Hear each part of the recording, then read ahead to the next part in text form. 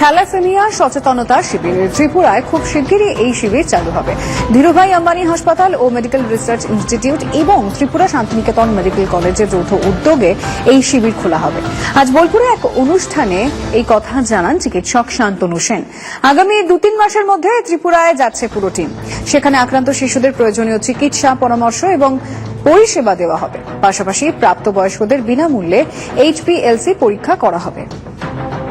এখানে একটা free HLA camp করছি, যেখানে যেসব বাচ্চা যাদের thalassemia, sickle cell disease, aplastic anaemia আছে, তাদের এখানে HLA টেস্ট করে দেখব। তাদের ভেতর যদি ম্যাচ হয়, চিকিৎসাটাও আমরা 100% ম্যাচ পেশেন্টদের সম্পূর্ণ ফ্রি করব।